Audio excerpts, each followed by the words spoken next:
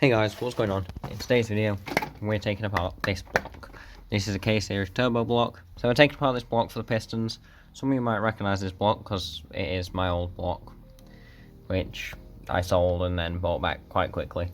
But yeah, I'm going to pull apart the block, take the pistons out. Never took pistons out in my life. A sump delete later, this is what we're left with. Shit ton of oil everywhere. And stuff to one bolt. There's one bolt somewhere up there. One bolt there, oh, one nut there and one nut down there.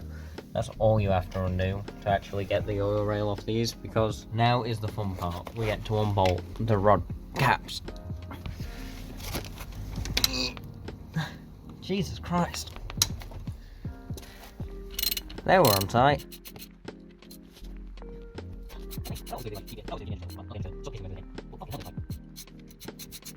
Piston number 1 is out, no ringland damage. The rings are perfectly fine. I thought the rings had gone in this engine, and to be fair, they look fairly new, like they might have just done like fucking 100 mile or something, because there's not any marking on them whatsoever. The pistons have got a lot of carbon build-up, which is, I wouldn't say annoying, it's just not nice to look at. So I'm going to try and clean them up a bit, and then yeah, put them in the new engine. So, probably about 10 minutes of cleaning later, you can actually see what it says on the piston now. There's still a fair bit of carbon build-up on it, but I think this is about as good as I want to get it. So I'm going to figure out which way the pistons go in, and then I'm going to put them in. Well, I'm going to gap the rings and then put them in. So, you can see there's a piston, which is cleaned up alright, but there's a piston with fresh, brand new rings on it, what have been gapped to cylinder 1. Or, I'm pretty sure that's cylinder 1 and that's cylinder 4. Either way, this piston is ready to go in. Rings are gapped. All I need to do now is, you can see the oil control ring, the rail for it at the bottom, it's not sitting right for some reason, so I need to like try and twist that and get it on properly. But for anyone worried about gapping your rings and fucking it up, I didn't fuck it up. I fuck a lot of stuff up. And a lot of people say the rings are really brittle, but I'm assuming they've reused their old rings, because I've had no issues with these and I'm rolling them on by hand. You can see where I've snagged it a little bit, but that's fine, it's just removed carbon buildup. So, all 4 pistons are in. 1, 2, 3, 4.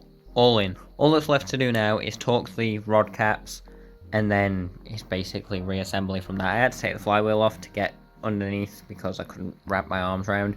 But all I've got to do now is torque them up. Bit of an awkward position for it to be in, because I've kind of got to like, I don't know how to explain it. I've got to reach up without knowing where I'm going with a rod cap and rod bolts, or rod cap bolts. Yeah, that's that. I've got some flywheel bolts on the way. Thanks, Charlie. He's sent me them for nothing as well, which is great. And then I need to align the clutch, get the gearbox on, get the drive shafts in. All the pistons are clean. It's fair to say this one is definitely the dirtiest, but you can still see what it says. That one's got a little bit of scuffing on it.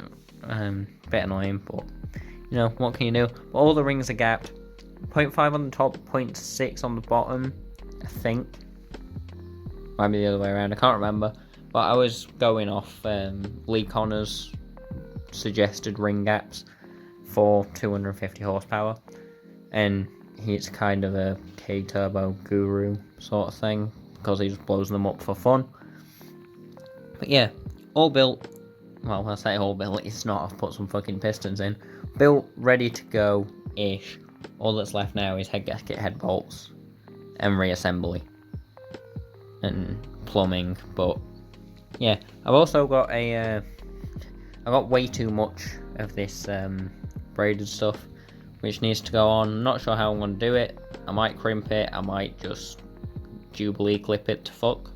Hope for the best, because bodging is fun. It's fair to say that took way too much effort. Just had to clamp all the liners down to make sure it cranks. It does crank. Everything's torqued down. All is Gucci. If you guys have enjoyed this video, like, comment, subscribe down below as you always do. And I'll see you guys in the next bloody video.